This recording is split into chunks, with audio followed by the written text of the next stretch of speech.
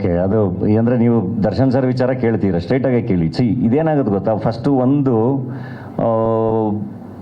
ಯಾವಾಗಲೂ ಈಗ ಸುದೀಪ್ ಸರ್ ಒಂದ್ಸರಿ ಅದನ್ನು ಹೇಳಿದ್ರು. ಆ್ಯಕ್ಚುಲಿ ನೀವು ಹೋಗಿ ಎಲ್ಲ ಕಲಾವಿದ್ರೂ ನಿಮಗೆ ಹಿಂಗೆ ಆಯ್ತಲ್ಲ, ಏನು ಅನಿಸುತ್ತೆ ಅಂದರೆ ಯಾವ ಕಲಾವಿದನು ಸಡನ್ನಾಗಿ ಏನೂ ಆನ್ಸರ್ ಮಾಡೋಕ್ಕೆ ಗೊತ್ತಾಗಲ್ಲ ಒಂದು. ಸೊ ಹೌದು, ಇವಾಗ ನೀವು ಹೇಳ್ತಿರೋದು ವಿಡಿಯೋ ನಾನೀಗ ಮೊನ್ನೆ ಆ್ಯಕ್ಚುಲಿ ನಮ್ಮ ರಂಗನಾಥ್ ಭರದ್ವಾಜ್ ಸರ್ ಕೇಳಿರೋದಕ್ಕೆ ಹೇಳ್ತಿದ್ದೀರಲ್ವಾ. ಈಗ ನಂದು ಕೋಟಿ ರಿಲೀಸ್ ಇದೆ ಆಯಿತಾ, ಆ ರಿಲೀಸ್ ಎಲ್ಲ ಬಿಟ್ಬಿಡಿ.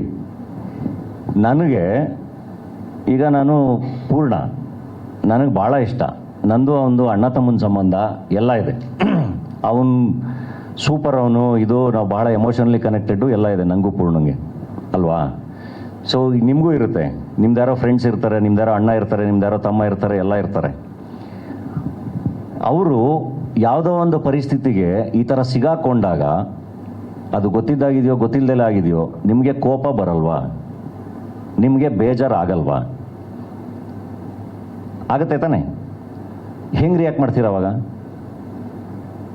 ಬೇಜಾರಾಗತ್ತೆ ತಾನೆ, ದುಃಖ ಆಗುತ್ತೆ ತಾನೆ, ಎಲ್ಲದೂ ಆಗುತ್ತೆ ತಾನೆ. ಹೆಂಗೆ ನೀವು ರಿಯಾಕ್ಟ್ ಮಾಡೋಕ್ಕಾಗುತ್ತೆ? ಅದೇ ಥರನೇ ಎಲ್ಲರೂ ಹೇಳಿರ್ತಾರೆ. ಪರ್ಸ್ನಲಿ ಸುದೀಪ್ ಸರಿಂದ ಹಿಡಿದು ಶಿವಣ್ಣಯಿಂದ ಹಿಡಿದು ಇಂಡಸ್ಟ್ರೀಲಿ ಎಲ್ಲರೂ ಬೇಜಾರೇ ಮಾಡ್ಕೊಂಡಿರೋದು, ಹಿಂಗೆ ಆಗಬಾರ್ದಾಗಿತ್ತು ಅಂತ ಎಲ್ಲರೂ ಬೇಜಾರೇ ಮಾಡ್ಕೊಂಡಿರೋದು. ಯಾರು ಏನು ಅದನ್ನು ಯಾರು ಸೆಲೆಬ್ರೇಟ್ ಮಾಡೋದಲ್ಲ.